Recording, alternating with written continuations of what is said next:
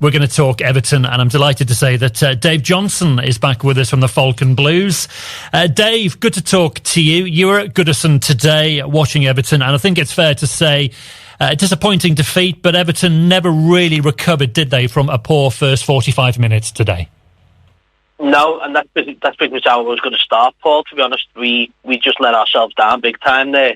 I think looking back at the 5 games that we've now played under David Moyes, that was probably the worst we've played, and that includes a Villa game where we were just finding our feet. But today, that first half was let down by poor decision making from the defence, poor decisions from Tarkowski, and just an overall just a lack of effort in that first half. I mean, the second half changed an awful lot, but that first half let us down big time. Because I believe it was a very dramatic second half, very frantic, and I believe Everton hit the woodwork at least 3 times after the break. Yeah, I mean, 3 times. One from Alcaraz, Jack Harrison's one where he tried to cross and it just literally bounced into the keeper's arms.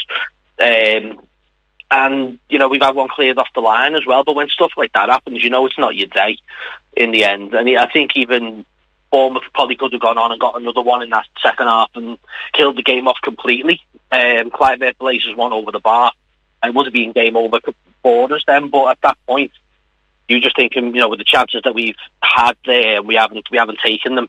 It just wasn't going to be for Everton to stay in this cup. And I think that's the disappointing thing, isn't it? Because we knew that it was always going to be a tough game against a very strong Bournemouth side today. This was always going to be tough for Everton. But, since Moisey has come back to Goodison Park, the players, they look more confident, they look more powerful. There is that sense that Everton are beginning to turn a corner. And so that first 45 minutes today really wasn't the display that we wanted to see, was it? It wasn't, but at the same time, Bournemouth have been absolutely superb this season, and you can't take that away from them.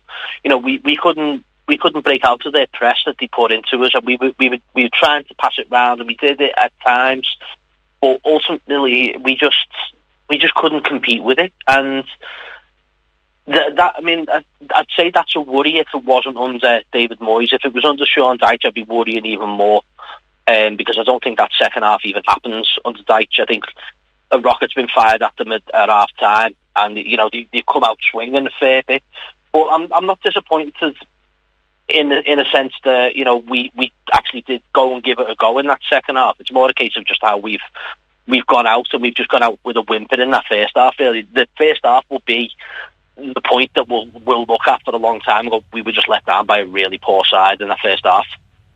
As I say, disappointing. But let's talk about Charlie Alcaraz, shall we? Everton's new signing, a midfield player. He came on for the last 30 minutes this afternoon. From looking at the comments on social media, Dave, from Evertonians, it looks like he could be a decent player. He was superb. I think we haven't gone far in the transfer window, but we brought someone in with some Premier League experience, but also just someone with a little bit more bite to him. And I think people are saying there that they take him over to Corey and give him the final 8 games of Goodison Park. He played really, really well. He was mobile. He was getting forward. He was attacking. He struck the bar with that free kick. Only been on a few minutes, and he was really unlucky with that. I think if he'd have scored again, different game for Everton then. But yeah, I think we're really pleased with what I've seen. And even Jack Harrison coming on in that second half. That's probably Jack Harrison's best performance in a blue shirt that I've seen in a long, long time.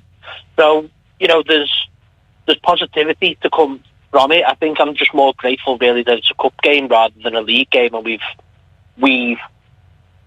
just given away 3 points. We haven't, and I think that's what the kind of part you can take from it. But I think there's still work to be done with this Everton side.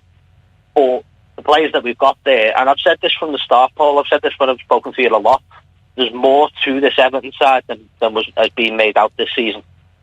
Absolutely. And, let's be honest with you, Everton, were they ever going to win the FA Cup this season? It's possibly not going to be the case, was it? But we know where the priority is, and that is Premier League survival, and we've seen that in the last few games as well. I just wanted to get your thoughts as to whether you were disappointed at all with the January transfer window. We know Evertonians, Dave, would have loved to have added a striker to the ranks, given the injuries to Dominic Calvert-Lewin and also Brozier. Of course, Beto, currently Everton's only recognised striker in the squad, but because of all the financial situation of the club, it was always going to be difficult, wasn't it, to bring in more players other than what we saw with Charlie Alcaraz. It is, but I'd like to have thought that we were going to be a bit more active than what we were. I think leaving Beto to be the main striker for the remaining however many games till Brozier or Calvert-Lewin are back is a big gamble. You know, he wasn't at his best today. I think he's got a lot to give, Beto, but I think he's also got a lot to learn at the moment. And now he's suddenly been thrust into it as Everton's only fit striker. And if he gets injured, then we're knackered. You know, then we're having to hope for anything. We'll be clutching at any kind of straw for goals at that point. But I just think that you always want to bring in new faces in transfer windows. You always do. January though is always a terrible time for buying players unless you've got silly money like Man City have done. And until Everton can get that noose or that albatross around the neck gone, and then we can start the summer afresh where we can try and bring in more reinforcements. I think we've just got to get on with it. Unfortunately, it's disappointing, but that's the way Everton are being run at the moment. And you would expect, wouldn't you, that Everton will be in a much better position this summer to bring in new players.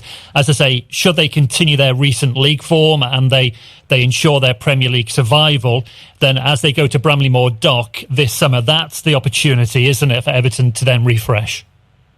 Definitely, and we've got 12 players currently out of contract come the summer, so we're going to have to reinforce the team. We're going to have to recruit, but we're going to have to recruit better than what we have over the recent years.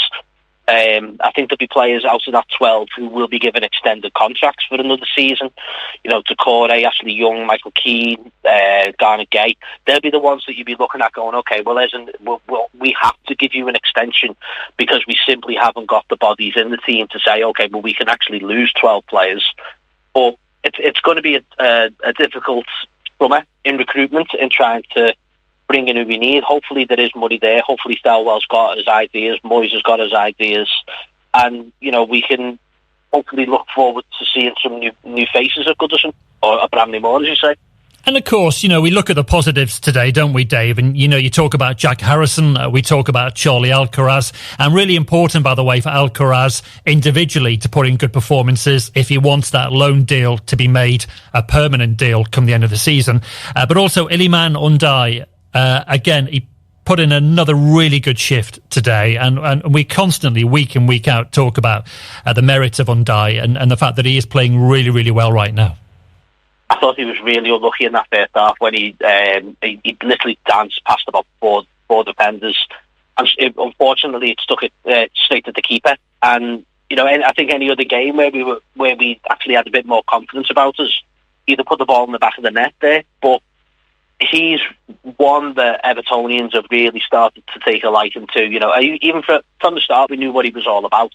But he's the one that gets you off your feet. He's the one that gets you, something's going to happen. Whenever he's got the ball, he's quick, he's tricky, he's calm and confident on it as well. I know he'll try and get his way out to 4 or 5 defenders, and you can almost guarantee he'll do it, or he'll get something out of it. And he's just been a breath of fresh air, considering the poor performances and the dross that we've had to watch over recent months.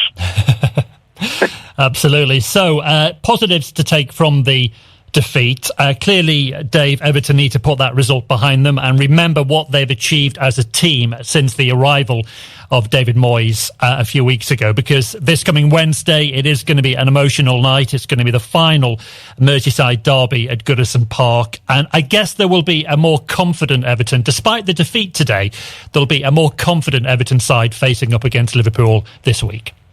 Yeah, and I think if you look at the positives that they've got from this second half, then that's what they need to be looking at. That first half now is a memory.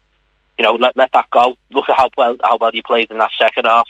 if we'd have had, you know, a bit of luck, a bit more luck in that game, we probably could be going to 2-2 and going into extra time and penalties. Who knows? But then that's the kind of confidence. You look at the game against Tottenham. You look at the goals we scored against Leicester. These are the games now. You know, we've won 3 on the spin in the league, and that's the confidence you take. You don't worry about this. It's a cup game. The cup games come and go. We know, like you said earlier on, we are going to be probably winning the FA Cup. Being great to probably add a bit more confidence going into a good cup run. But ultimately, you look at the league form. You look at how well we've been doing in the league, and that's the confidence that you take. You take the second half today. You take the results that we've had, and it's back at Goodison.